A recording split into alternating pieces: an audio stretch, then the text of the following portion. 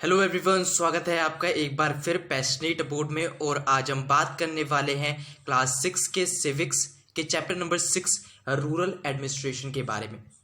तो चलिए फ्रेंड्स, देखते हैं कि इस चैप्टर में हम किन इंपॉर्टेंट चीज़ों के बारे में पढ़ने वाले हैं। तो फ्रेंड्स, आपको पता होगा कि हमारे इंडिया में 6 लाख से ज़्यादा विलेजेस हैं। अब इन विलेजेस में water, electricity supply, road connection, इन सारी चीज़ों की फैसिलिटी प्रोवाइड करवाना कोई एक छोटा टास्क नहीं है। इसी के साथ साथ इनके लैंड रिकॉर्ड्स को मेंटेन करना और इन विलेज में कन्फ्लिक्ट को सोल्व करना, ये भी कोई इजी टास्क नहीं है। तो इस चैप्टर में हम समझने वाले हैं कि इन सारे टास्क को कौन परफॉर्म करता है। मेनली इस चैप्टर में हम 2 रूरल एडमिनिस्ट्रेटिव ऑफिसर्स के बारे में जानेंगे, पुलिस और पटवारी के रोल के बारे में जानेंगे। तो चलिए शुरुआत करते हैं रूरल एडमिनिस्ट्रेशन।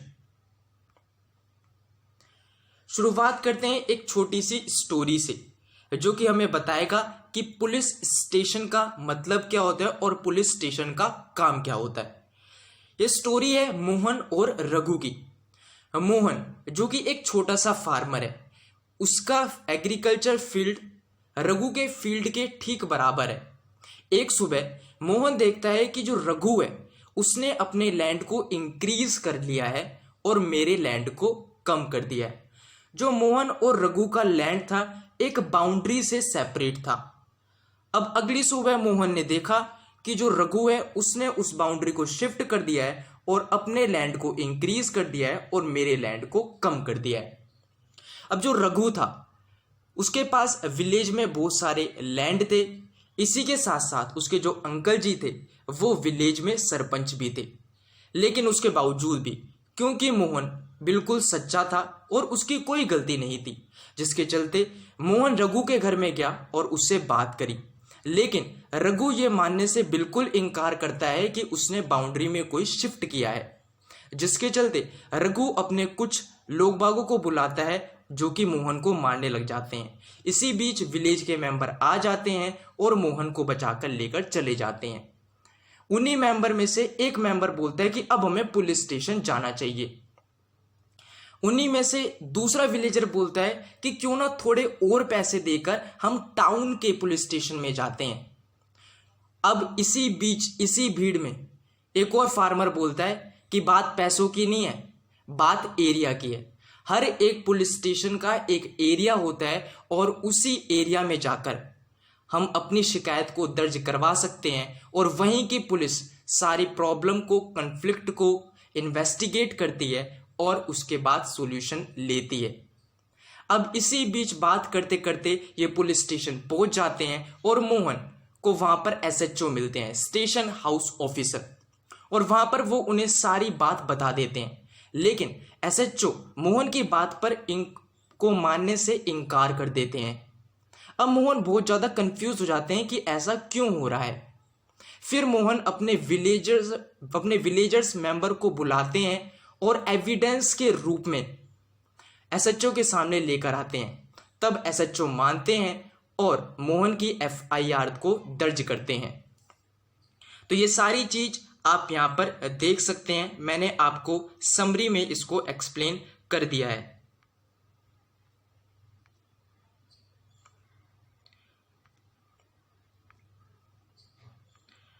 अब हमारे सामने दूसरा क्वेश्चन अराइज होता है कि क्या ऐसा कोई दूसरा रास्ता नहीं था जिसके चलते मोहन और रघु के बीच में जो ये डिस्प्यूट अराइज हुआ था लैंड को लेकर, ये पीसफुली सेटल हो सके।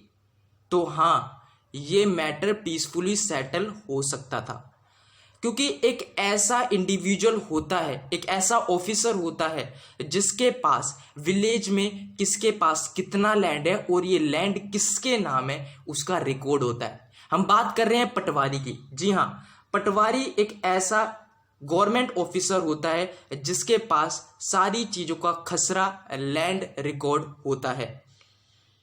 अब जो पटवारी है, अब ये जो प्रॉब्लम है ये सोल्व हो सकती थी अगर मोहन पटवारी के पास जाता, और पटवारी के पास क्योंकि सबके लैंड की रिकॉर्डिंग होती है कि किसके पास कितना लैंड है और ये लैंड किसके नाम है, तो पटवारी अपने उस रिकॉर्ड को ओपन कर कर और रघु और मोहन के लैंड को मेजर कर कर देख सकता था कि वो जो लैंड रघु बता रहा है, मोहन बता रहा है, कि क्या वही लैंड का जो एरिया है वो मेरे लैंड रिकॉर्ड में है या नहीं।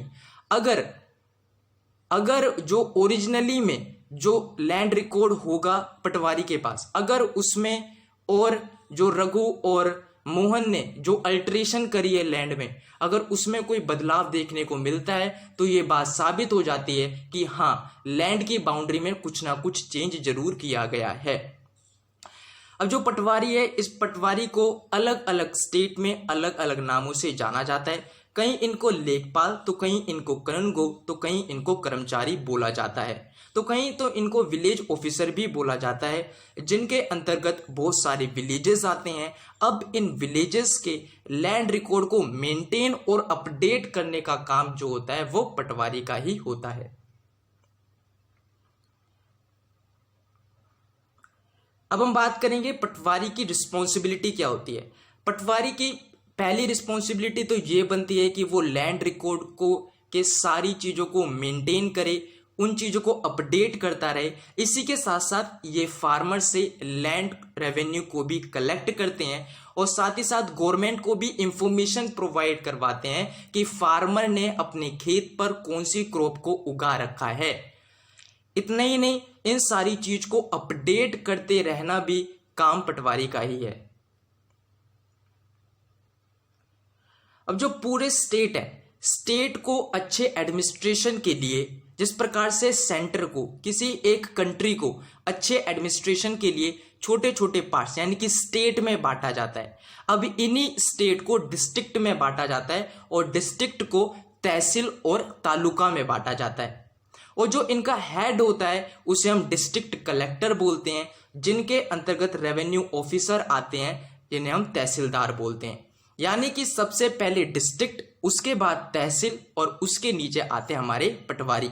यानी कि डिस्ट्रिक्ट कलेक्टर की सबसे ऊपर पोस्ट होती है, उनके नीचे तहसीलदार आते हैं जो कि रेवेन्यू ऑफिसर होते हैं, और उनके नीचे आते हैं पटवारी।